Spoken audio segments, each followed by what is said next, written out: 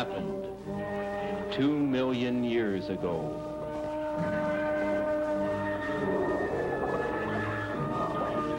In steaming swamps and prehistoric jungles,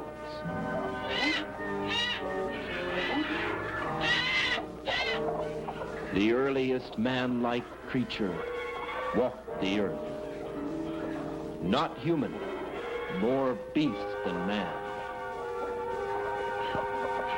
A monster of evolution.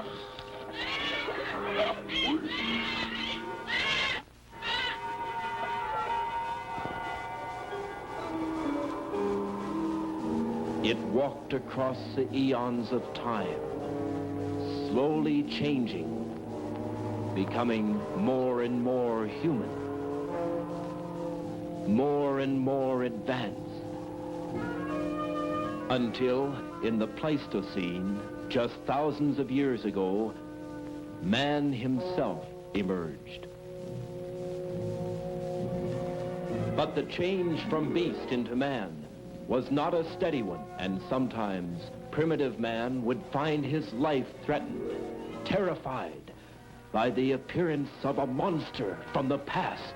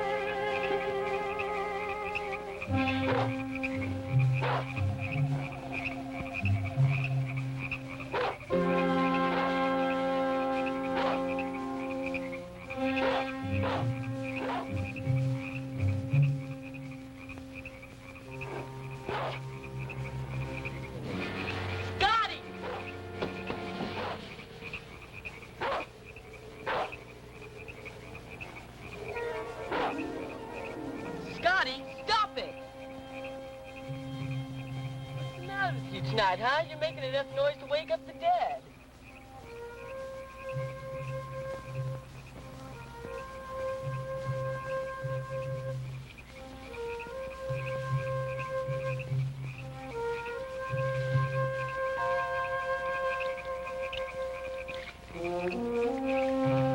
There now, will you please finish that and go back to sleep?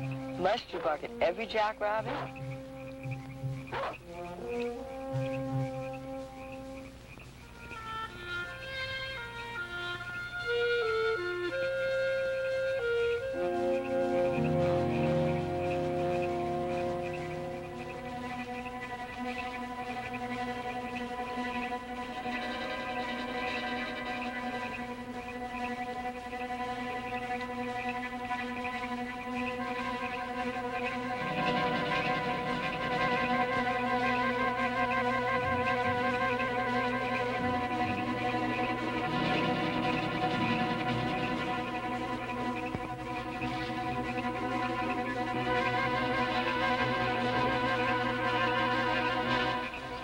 If you're good for the rest of the night and don't awaken anyone else, I'll promise to take you hunting with me tomorrow.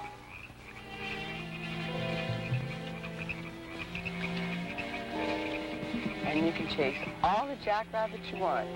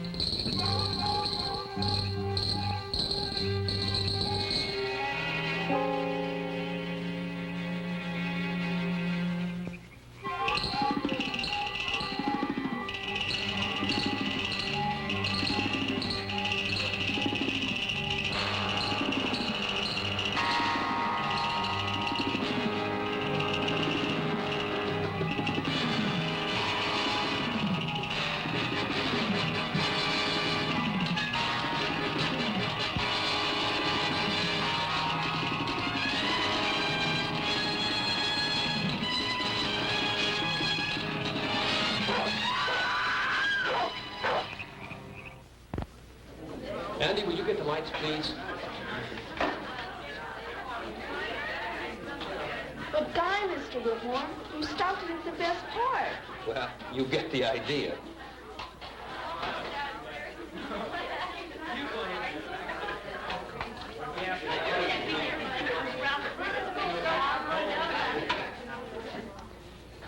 Here we have the classic example of the Hollywood monster. The movie studios turned out films like these by the hundreds back in the 50s and early 60s. Werewolves, vampires, monsters created by atomic radiation, creatures from outer space. They all did their part to paralyze the kids at the Saturday matinee and to give the girl an excuse to move as close as possible to the boy at the drive-in theater. Now, these horror films of the 50s seem corny today, and just as unbelievable as the ancient sea monsters we've been studying. But don't get the idea that monsters are a thing of the past. All of you have seen recent films about the devil and demon possessions. Even the film about the great white shark was a monster story of sorts, a modern-day sea monster. These films managed to give all of us a few genuine moments of fear. Yes, man has always had his monsters. Very real. And sometimes most unexplainable. Well, class, today we're concluding this study of the supernatural, of powers and beings outside the reality of nature. So I've invited a guest speaker who should be arriving in a few minutes. This man is a science teacher, as well as a widely read author and a recognized authority on the phenomenon of the abominable snowman, or as this creature is known in North America, Bigfoot. A present-day monster.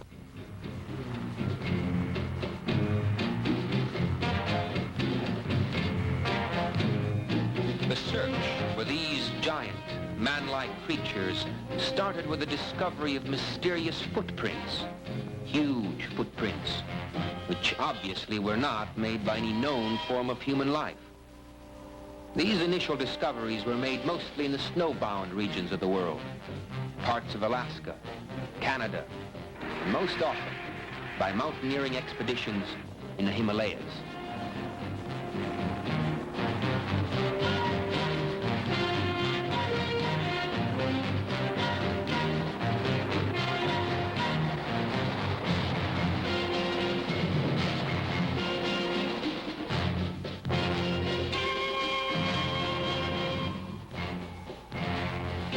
In 1951, the well-known mountaineer, Eric Stapleton, was returning from an Everest reconnaissance expedition.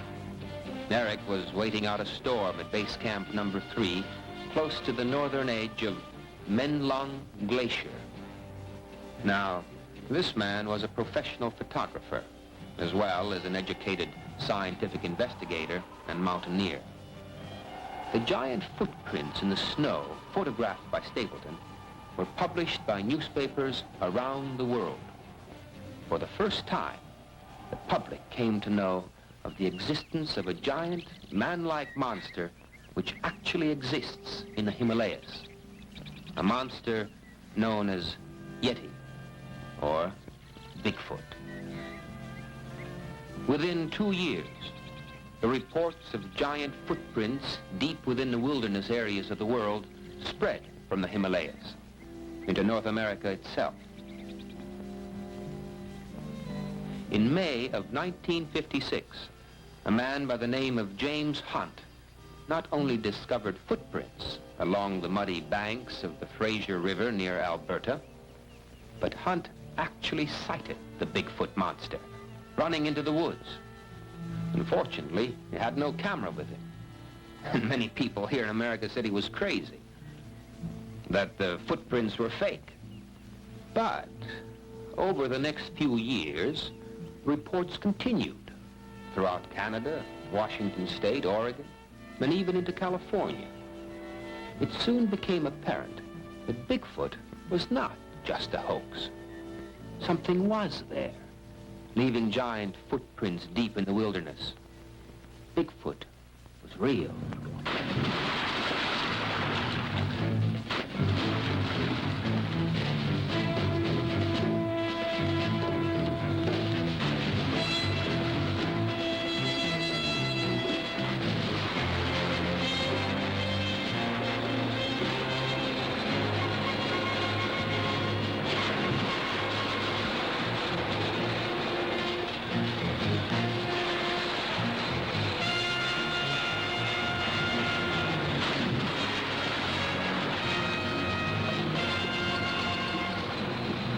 Whatever it was, wherever these giant creatures came from, it was obvious that they were becoming as curious about us as we were about them.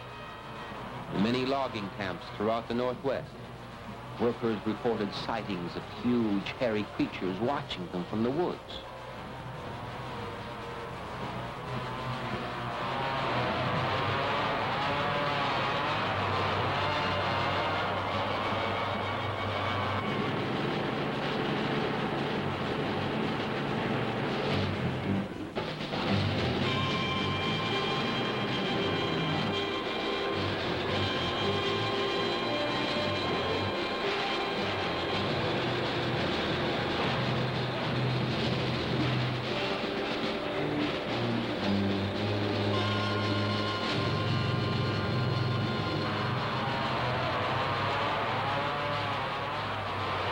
Man was invading Bigfoot's domain, moving into the virgin forests, cutting trees, taking over what had always been the hiding place for these mysterious monsters.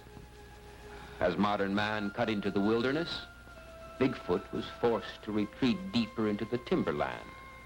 And as progress forced Bigfoot out of his homeland, more and more evidence was found which proved, beyond a doubt, that there were many of these creatures here in North America.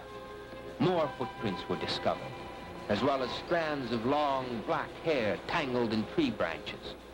Hair which, when examined by scientists, proved to have come from some mysterious creature previously unknown to man. For these discoveries, very few educated observers would still deny that something was really out there. There was an incredible man-like monster actually living in the North Woods.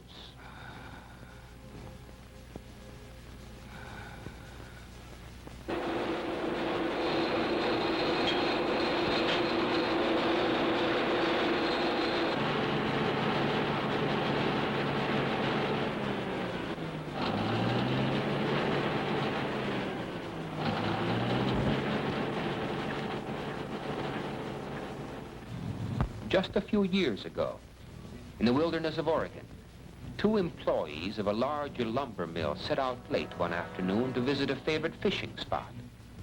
As it turned out, these two men were destined to become the first unfortunate persons to encounter Bigfoot, face to face.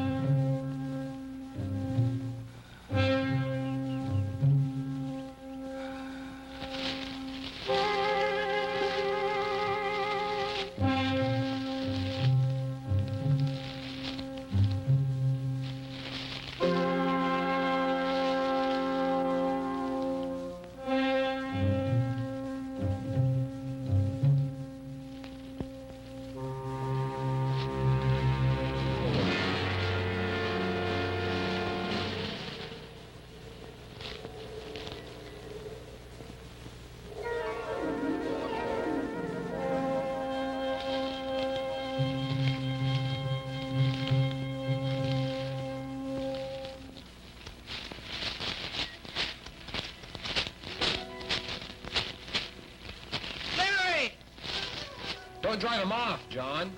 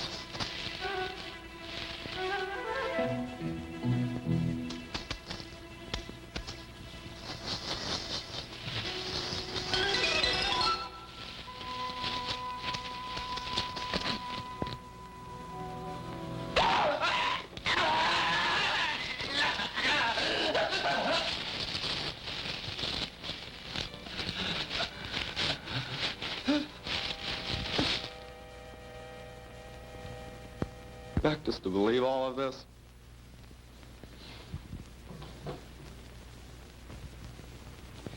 Thomas, Shakespeare once said, through Hamlet, there are more things in heaven and earth, Horatio, than are dreamt of in your philosophy.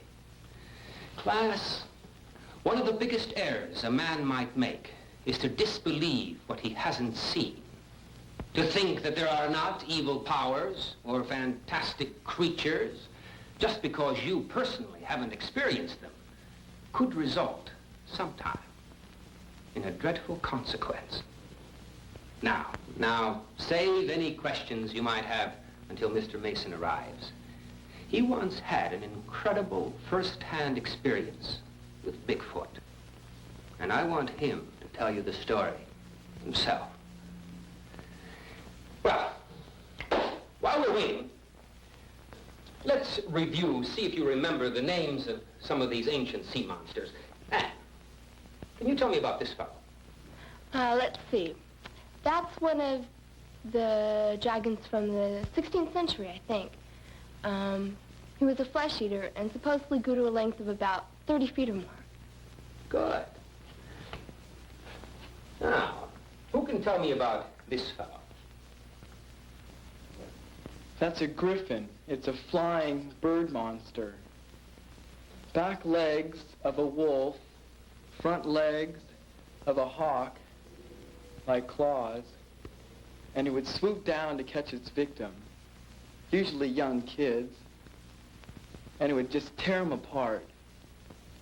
And it would just eat everything except their shoes.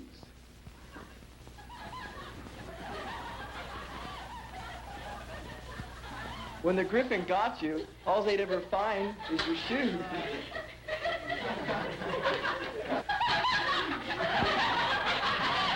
All right, Daddy.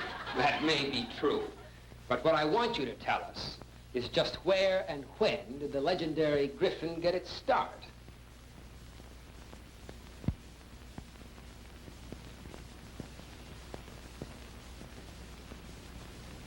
Andy. He was invented in the 1400s by the Germans. Really? I wonder, young man, if the ancient griffin was really invented, as you say, by some demented madman. Roger, thank you for coming today. I wonder if I should have come.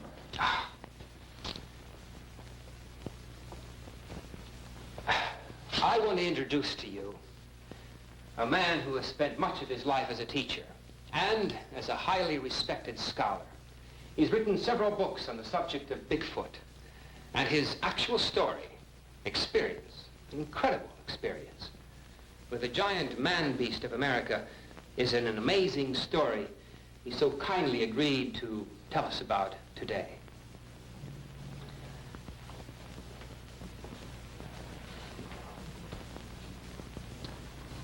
I believe I owe all of you an apology. Especially you, young man.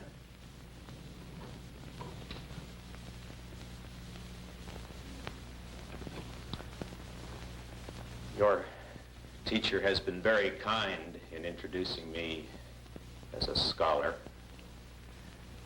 I'm thought by many people to be nothing more than a madman, or a liar, if you will.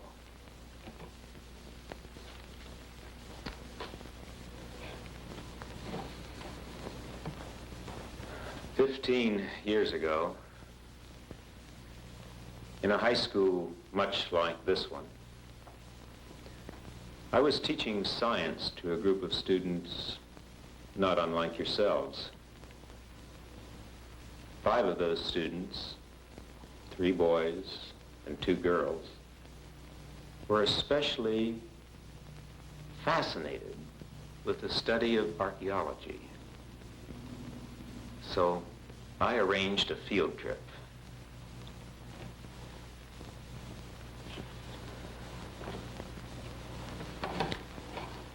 As a result of that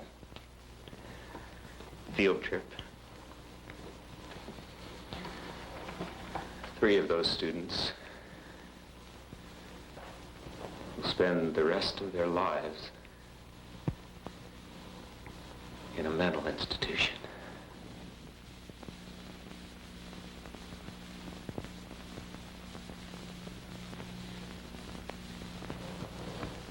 One girl cannot speak to this day. She can only stare straight ahead in shock. She's totally unable to communicate with the world outside her mind. No. Never doubt that monsters exist.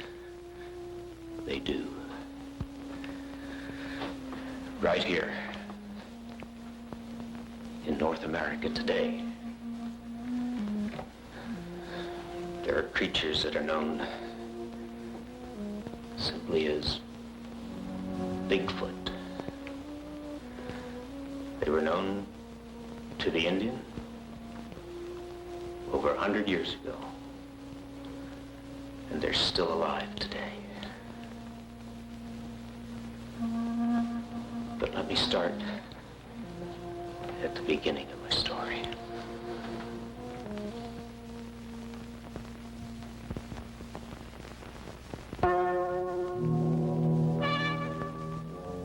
In museums and universities throughout the world, archaeologists are learning more each day about prehistoric man. Archaeologists are highly skilled, specialized scientists. They know where to look, what to look for, and occasionally they make a discovery of tremendous importance.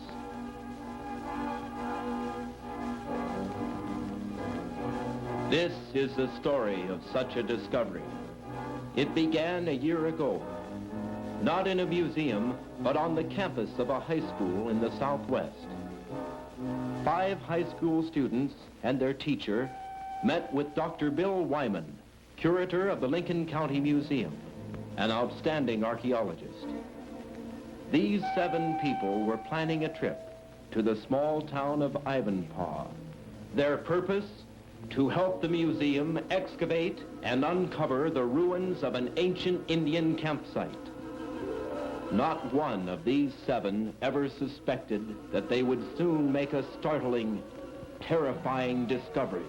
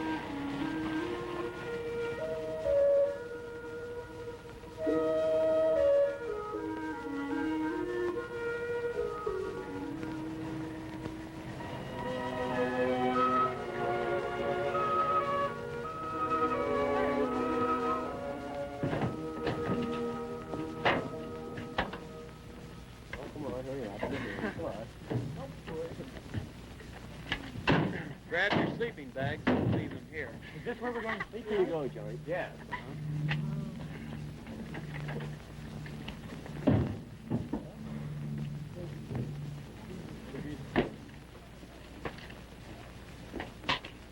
Whose house is this? This belongs to one of the museum association members. No one lives here right now, so he lets us use the place whenever we want.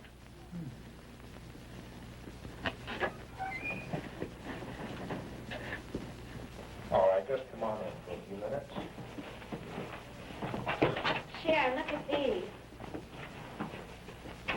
Oh. Mr. Wyman, are these some of the things you found on your expedition? Yes. As a matter of fact, this is one we found in some cliff ruins just last year. You can put your sleeping bags down on the floor. We'll straighten up tonight when we get back. Shall we go?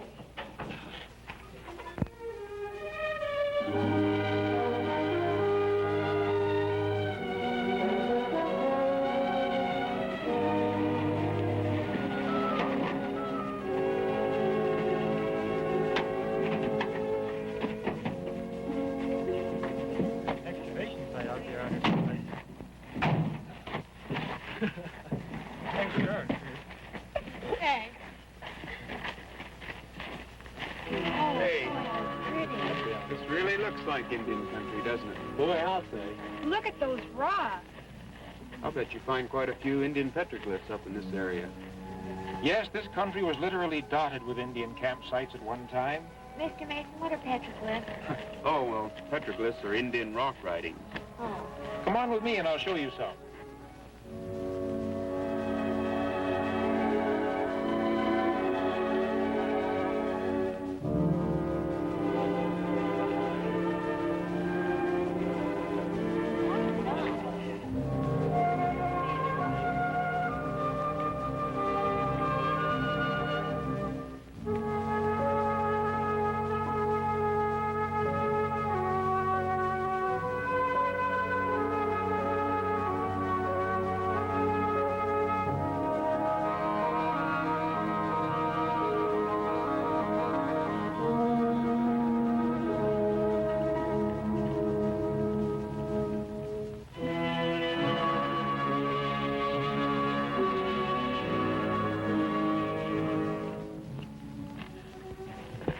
Well, there we are. Boy, look at those. These technically aren't petroglyphs. Petroglyphs are Indian writings that have been scratched into the rock. These have been painted on the rock with berry juice stain. We call these pictographs. Well, what do they say? Can you read them? We've been able to figure most of them out.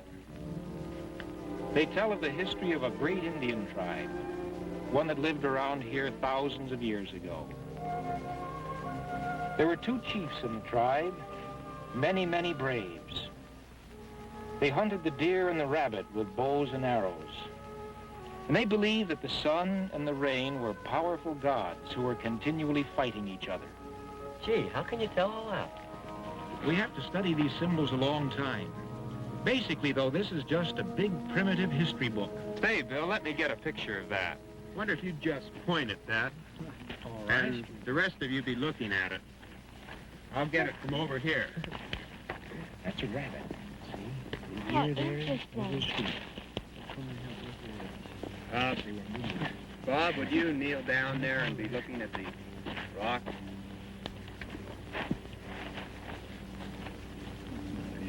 Now that's good. Just look at the rock and hold it. Good.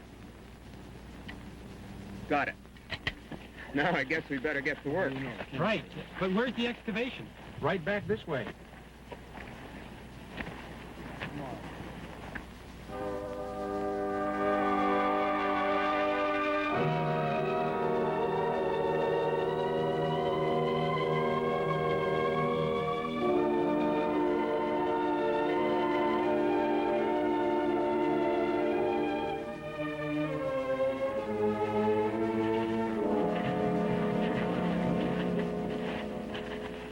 This is where we've begun excavation. What sort of thing do you suppose we might find? Well, that's pretty hard to tell. The only thing we've located so far... Well, here, I'll show you.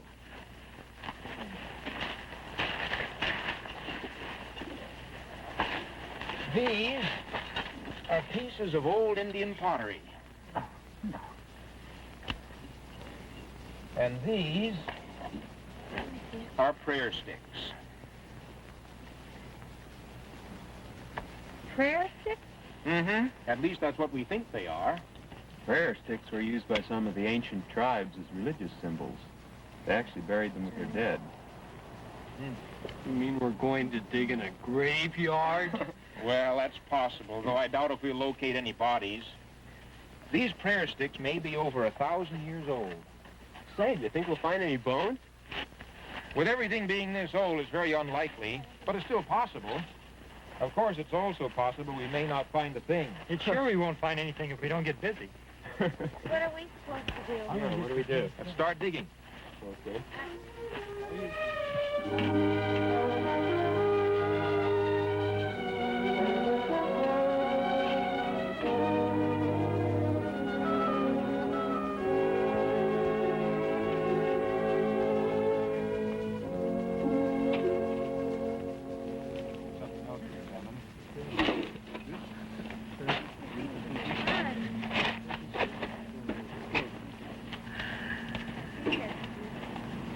Say, Bill, look at this piece of pottery that Bob found.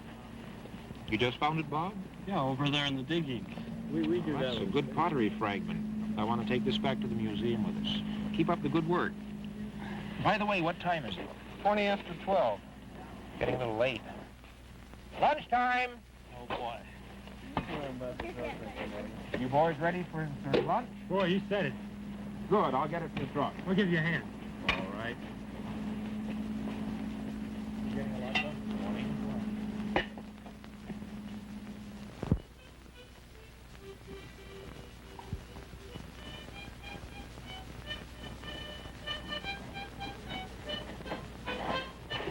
Well, everybody hungry? You know, I finally made it. Yeah. Well, we have sandwiches here for everybody. Good. Johnny, this is yours. All right. Roger, this is yours. Oh, good. And here's Sharon's and Linda's. Oh, thank you. Bob.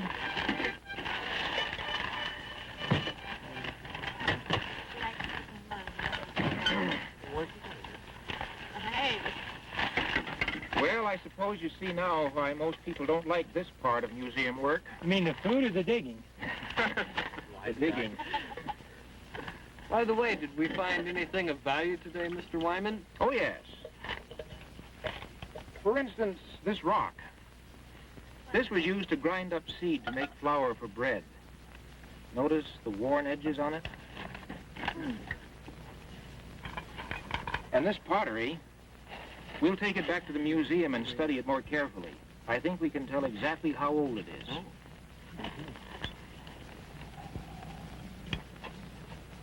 More prayer sticks?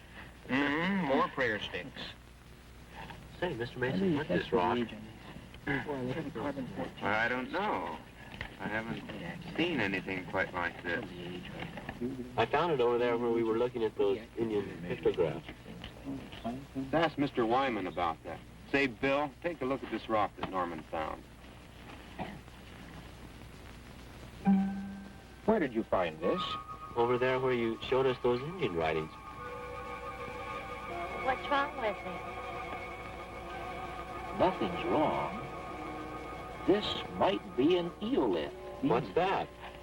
A very, very old tool. One used by ancient peoples. This is by far the oldest thing we've found here. Let me see it. Could you show us what... Sure, it was right over there.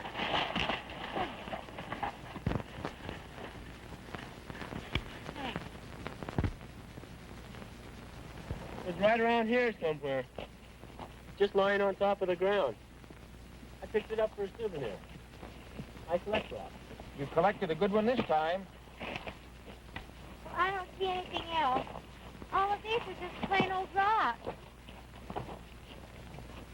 Yeah, it seems funny that it'll be lying just on top of the ground, doesn't it? Yes. Unless it fell. Up there. Maybe it fell from up there and rolled down. Yeah, it looks like there's a ledge up there. Let's go up and see. All right. You'll have to find some other place to get up, though. We'd never make it from here. I think I'll stay down. Me too. Need a climbing rope from the truck. I'll get it.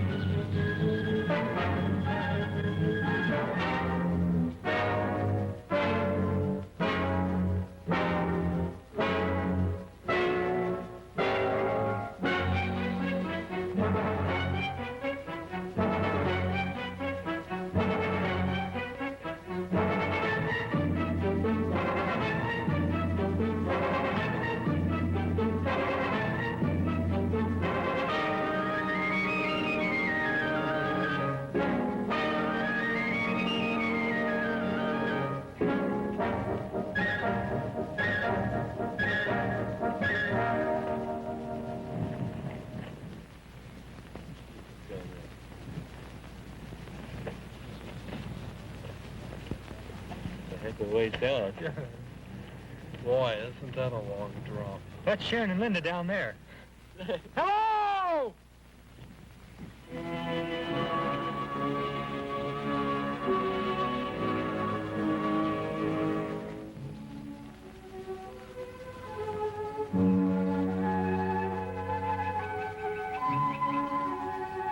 Let's see. Are we above the spot where the rock fell? Over there.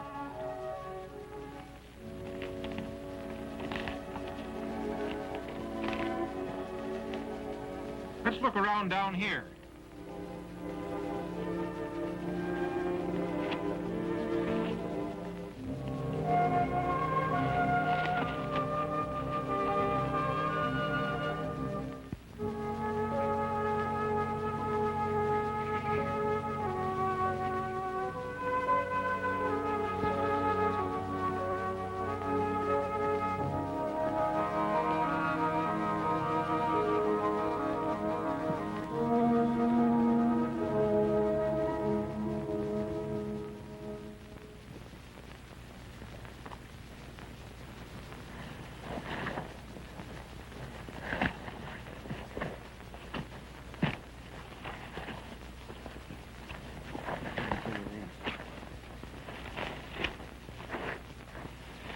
Doesn't look as if we're going to find any of those rocks around here. I can't even see that small ledge from here. Can you? No, Let's see, we were standing down there by that thick brush. Hey, what's this?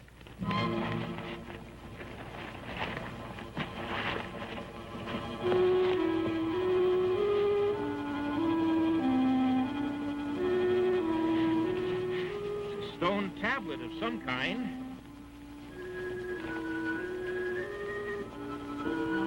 really something. Yeah, but what? Do you recognize those markings, Bill?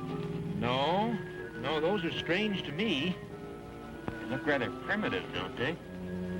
They look older than any other markings I've ever seen. Were they made by Indians, do you think? No, not these. These are the types of markings made by cavemen. Cavemen? Perhaps as ancient as Pithecanthropus erectus, the earliest known species of ape man.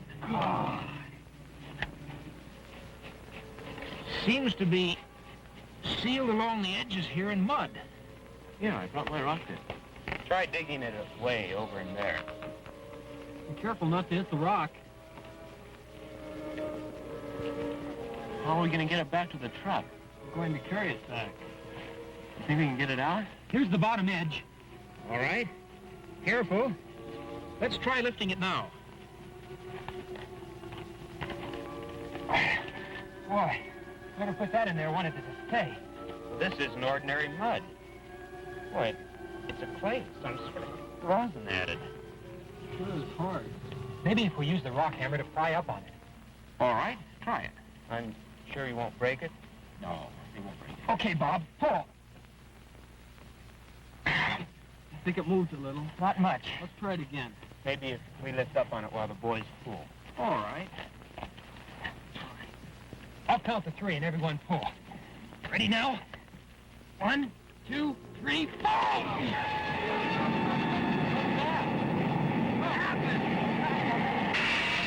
What happened? Wait a minute.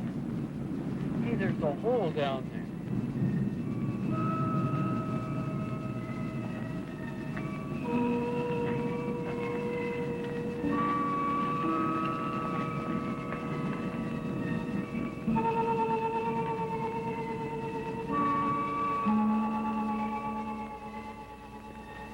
Wish we had a flashlight.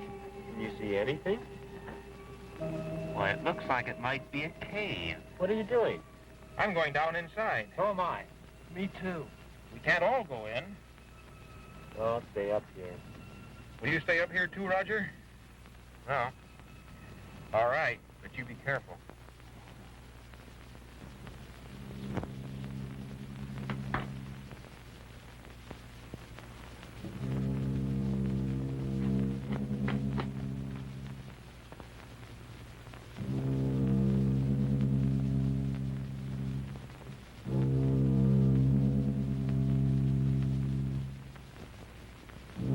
All right. Come on down. I'll go first. Okay. Now get a good grip on that rope. Pretty solid.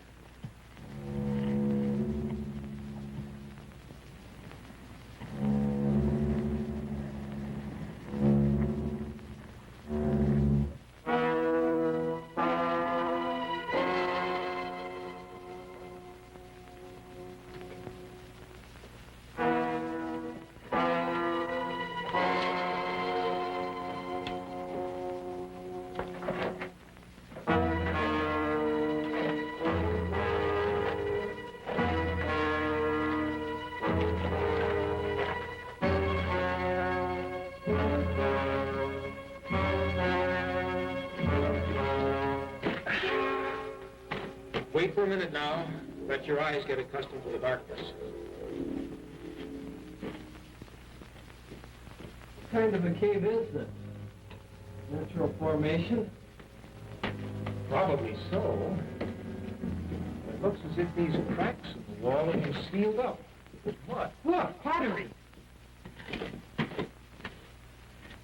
These are perfectly preserved. What's inside? Ashes. Not ashes of a person. Somebody cremated? No. These are wood ashes. Charcoal. We'll take these jars with us. Be careful not to spill any of the ashes. Look, this one has writing or something on it. Those markings are similar to the ones on the tablet up above.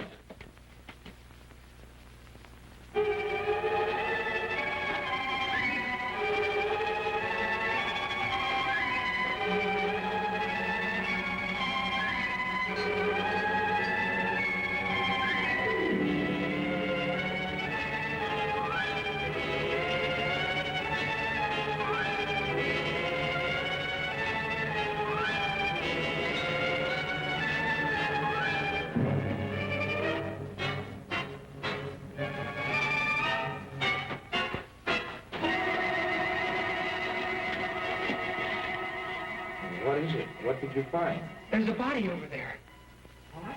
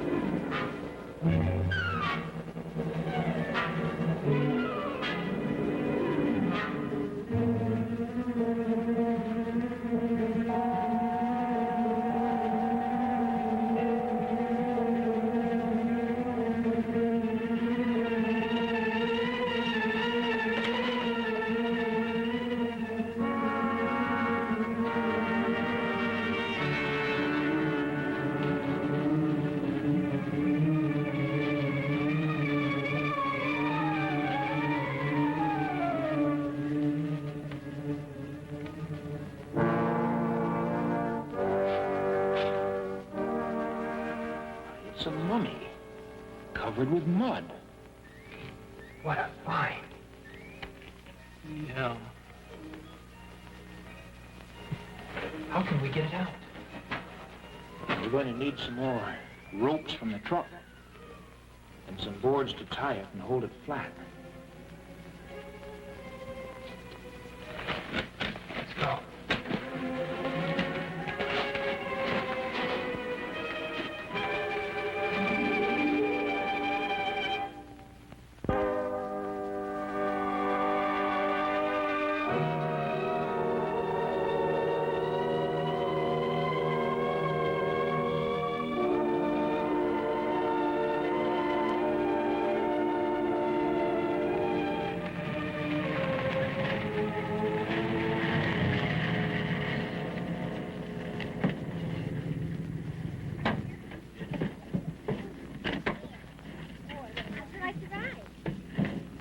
Boy, I'm glad that's over with. Something tells me Bob doesn't think much of our new passenger. Well, it's the first time I've ever ridden with a mummy. I'll open the door to the shed. We'll leave it there tonight. You mean we're gonna put it in there? You wouldn't want to leave a mummy outside, would you?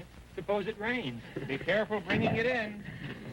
I'll get this end down here. Okay, I'll get here. Bob, you get that corner on that side. Good.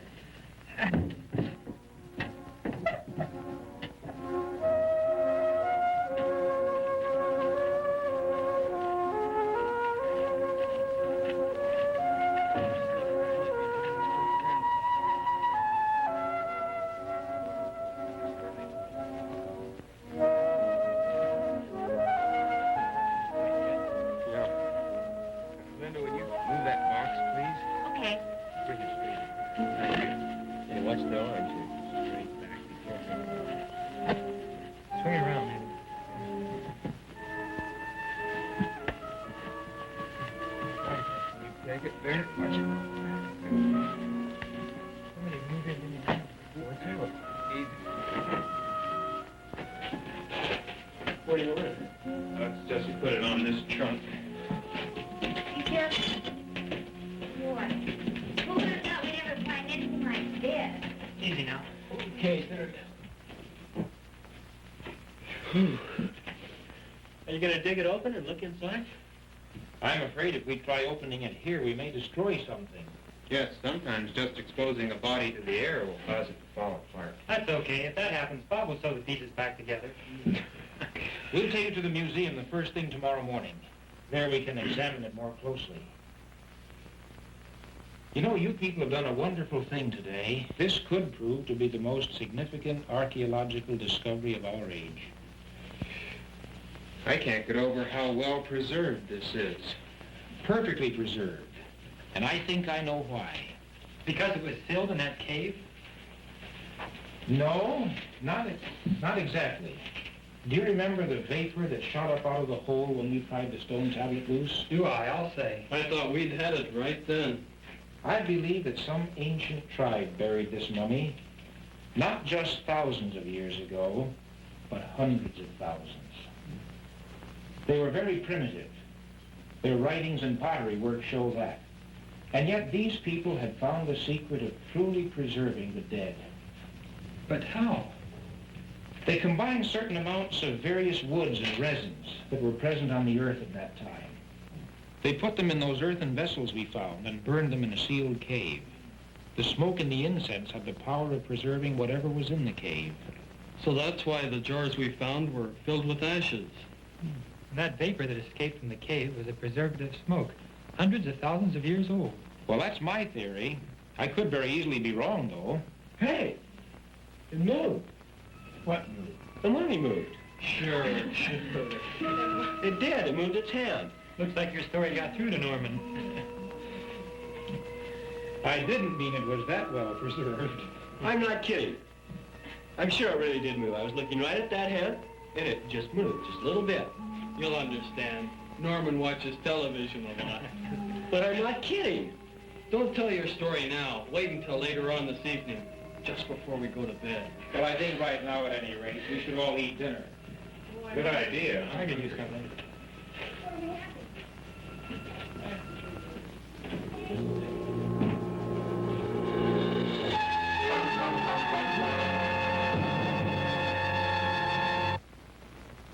But seriously, it was a great trip.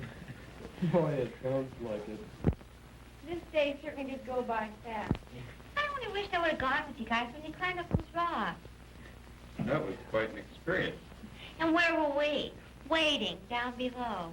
Well, when I looked up and saw that ledge and that sheer cliff, well, I always feel a lot better on solid ground. So next week, all the newspapers will bring big stories about how we found a mummy. Maybe even magazines. Well, what's wrong with that? Yeah. I'll be asking me what I did, what happened. What did I do when I first saw that mummy lying there in that cave like it has been for thousands of years? And what am I going to tell them? That I didn't do anything because I wasn't even in the cave. I was too afraid to climb up on the rock. Well, you weren't alone. I can see the pictures on the front of the school paper of you guys prying up that stone thing and all my friends asking me, where were you? Tell him you took the picture. Thanks. Well, I sure go for a bottle of pop. The country store is open until 9 o'clock if you want to walk up there. How far is it? If you cut through the orange grove, it isn't far, about a 10-minute walk. There's a well-worn path, so you can't get lost. Want to walk up? Sure, sounds like fun. Anybody else want to go along?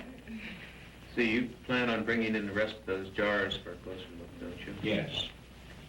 And then I think I'll stay here. I think I'll go outside, too, for the fresh air. Yes, don't feel you have to stay inside. The country up here is pleasant at night. I'm too tired to go anywhere. It's sure that if I go out there, something important will happen here. And if I stay here, they'll probably find flying saucers.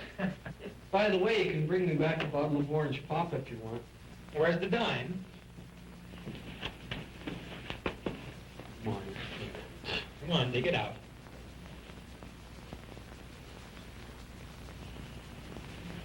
And 3 cents deposit, unless you want me to have to drink it there. Some people are natural Are you born coming? type. Coming? No, I'm going to conserve my energy and stay here.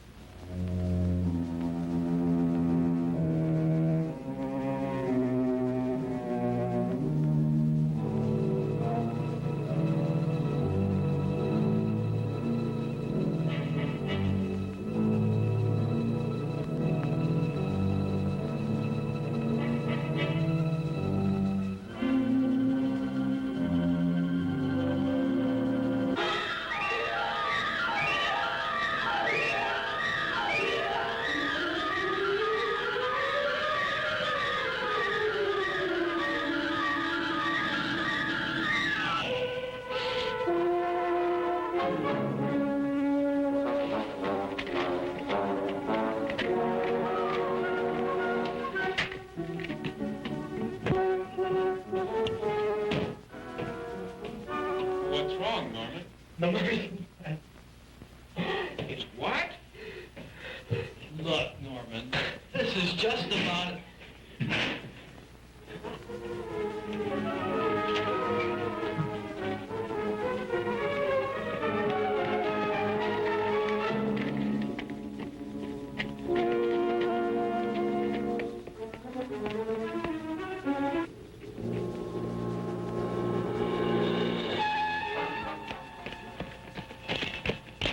Look.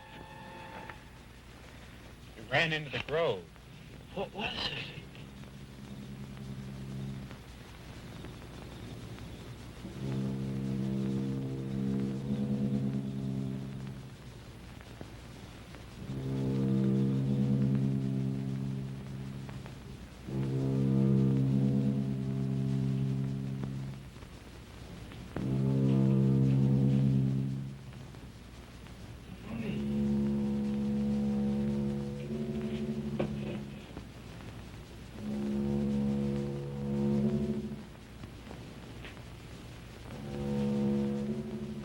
Could it be?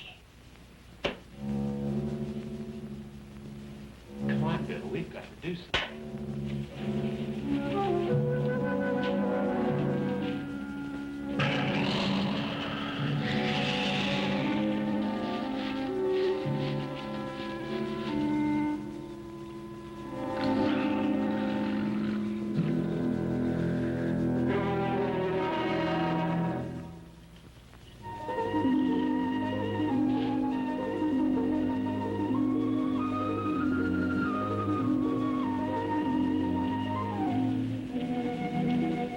Boy, sure is a nice sky. The moon's so bright, you don't even need a flashlight. I love the country at night, don't you? Look at the stars. There must be billions of them. Living in town all the time, I guess you never realize how many there really are. Wouldn't it be great to live out here instead of in the city? Boy, I'll say. Shall we cut through the grove again? I guess so.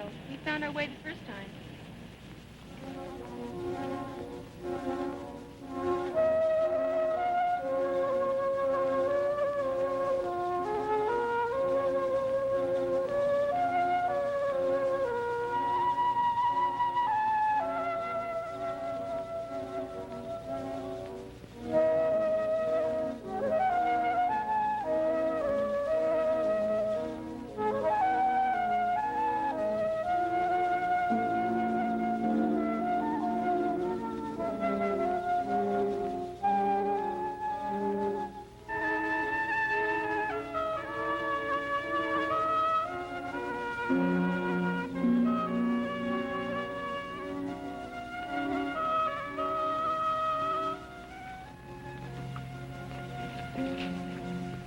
Boy, there's not much light in here. If we stay on the path, we'll be okay. Yeah, if we can see it well enough.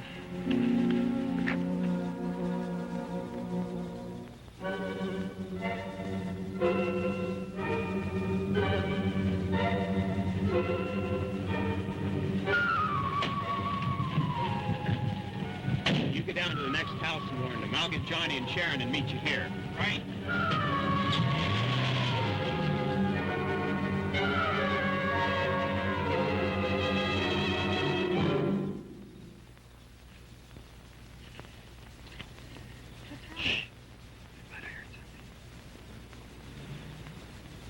What's that? Something's coming.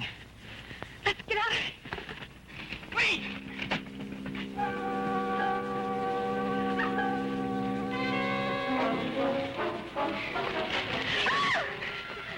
When you weren't at the store, I figured you'd be on the way home. Is something wrong? Yes, let's get out of the grove. Come on.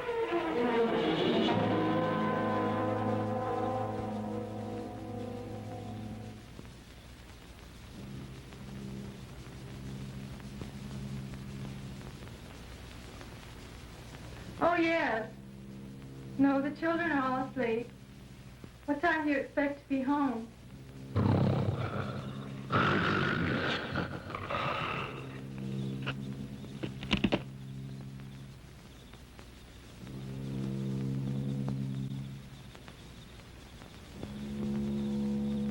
Early in the morning. We're all fine. Okay, bye.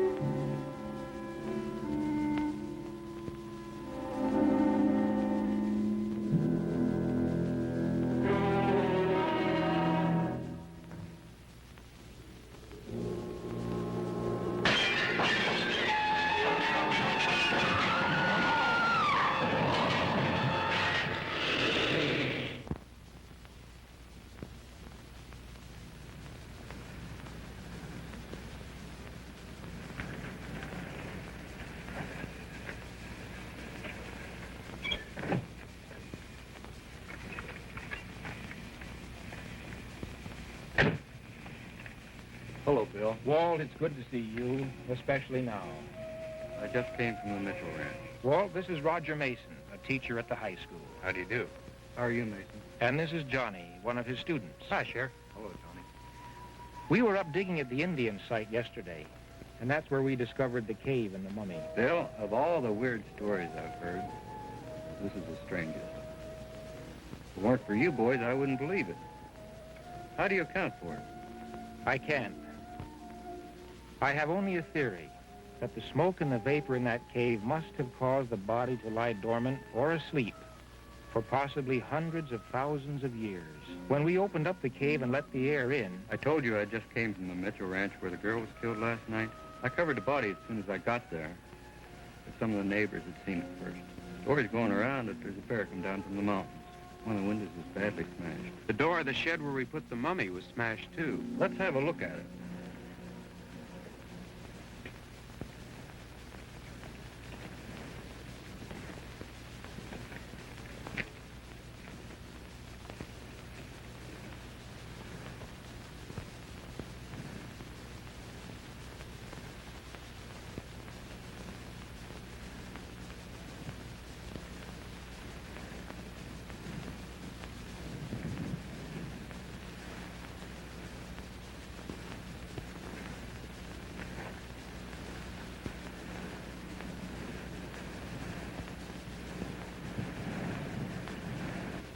This mud, just like the lab man found by the body. Funny red stuff. The mummy was sealed with mud just like that. It broke out of its wrappings. What's it look like now? We don't know. We just caught a glimpse of it as it ran into that grove. It stood erect, but was larger than a man. That's as much as we could tell. Last night after it killed a girl, one of the neighbors said that he shot at something running into the grove. The orange and lemon groves in this part of the country are so extensive, the thing could travel for miles and never leave the protection of the trees. Let's go look at the place that you saw it run into the grove.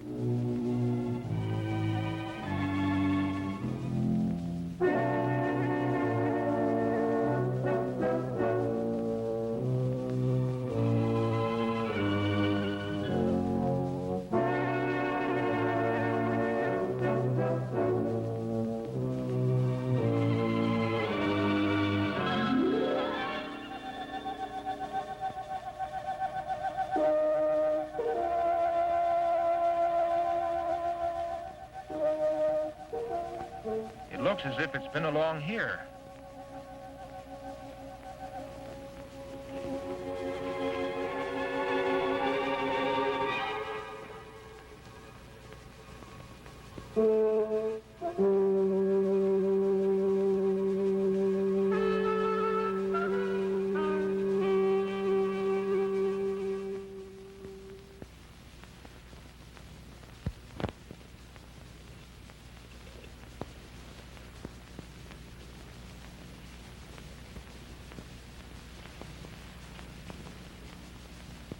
Over here.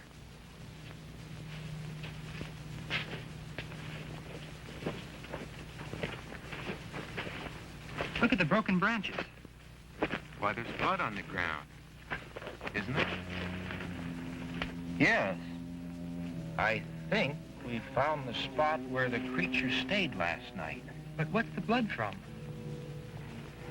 My guess is the fellow who shot at it last night must have hit it. What makes you say that? Because this isn't ordinary blood. This is too dark in color. He told me he had hit it. But he must have missed it. Why? Because I saw the gun that he used. A large caliber. 3 shots from that would have stopped anything. Anything? Well, it's sure that if a hunting rifle didn't stop it, that revolver of yours wouldn't do much good either. And it's too dangerous trying to track it down through these groves. Do you have an idea? Well, maybe we can lure it into the open field. It's worth a try.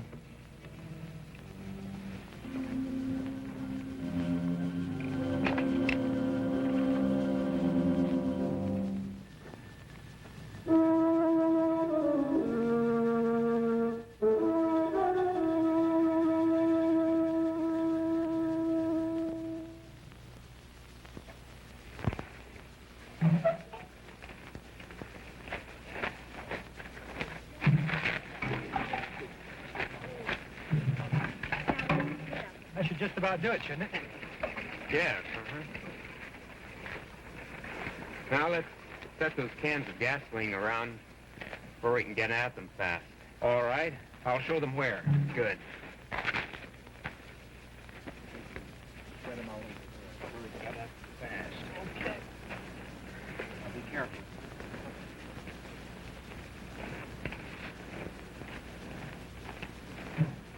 Yeah, that'll be good.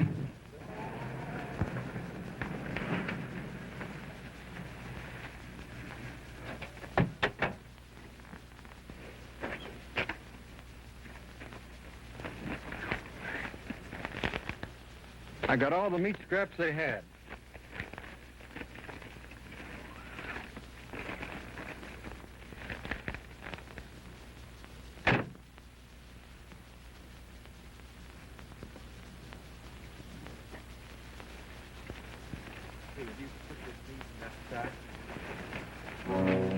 How are we going to know when it's coming so we can pour out the gas? Well, we'll situate someone up the road to see through the trees and give the signal when it comes. We can use the radio telephone in my car, and I have a portable unit in the back. Good.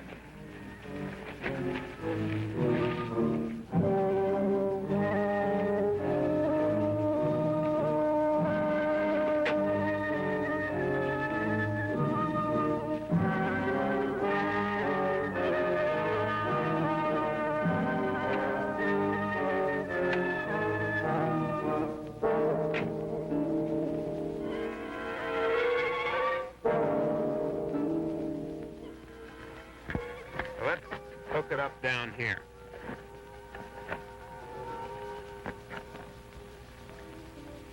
You push this button down to top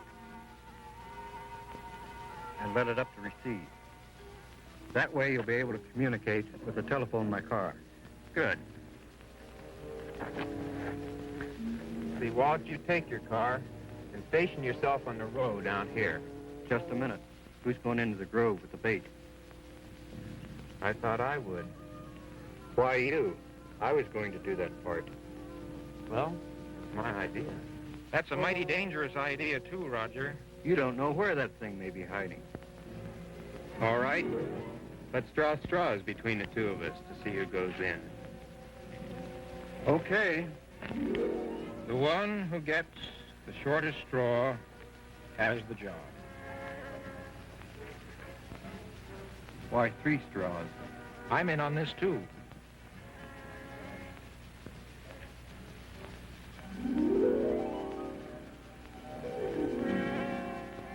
Well, looks like I win anyway. I'll be down by the road. And I'll be on this radio.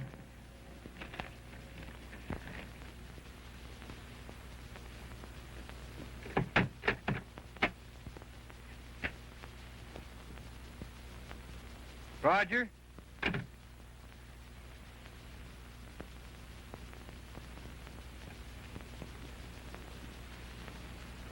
You're more apt to need this than I am.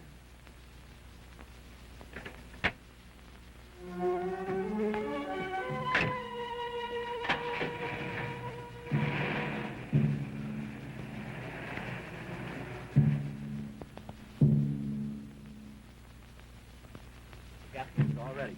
Good.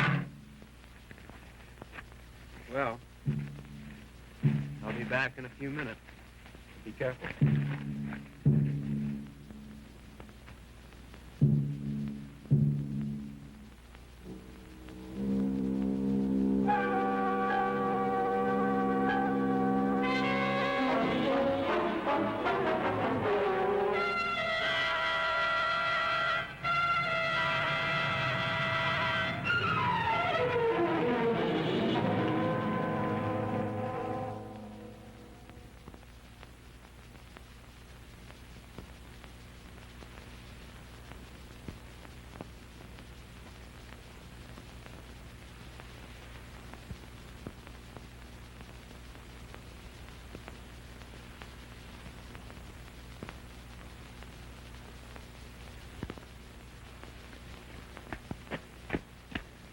Sheriff's ready.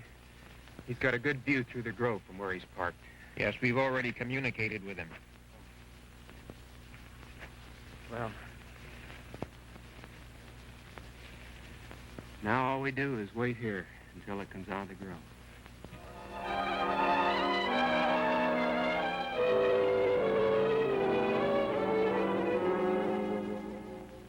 In a half hour.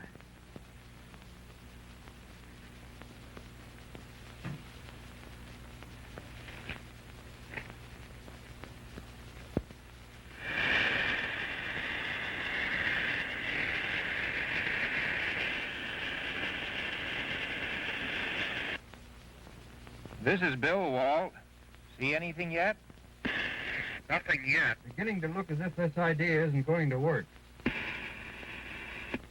Let's wait another 20 or 30 minutes anyway.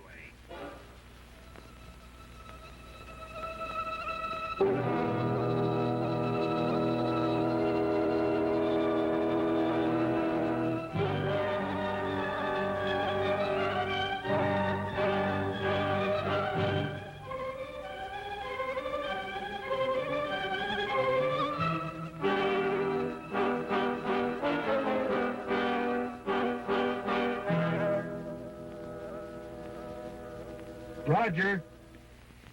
Yes, Walt. There's something here, I think. Buried in one of the trees that just moved. I'm going to take a closer look. Hold on. You better be careful. You'll hear from me within a minute.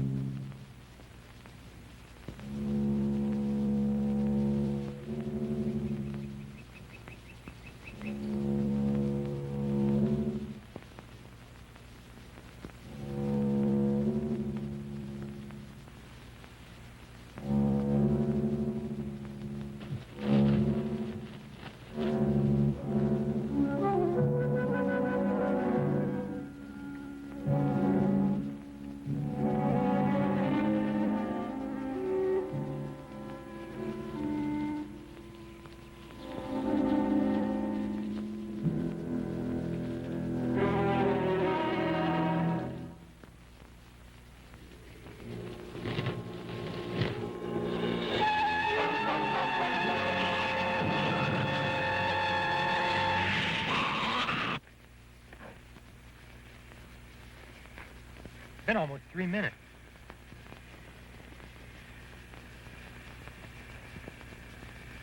Walt.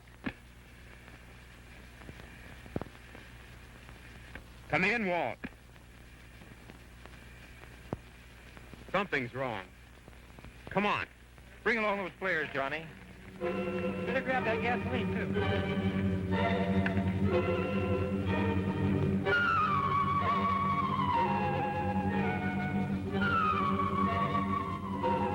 There's his car.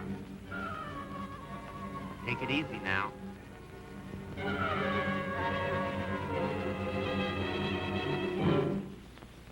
Walt! Wait here.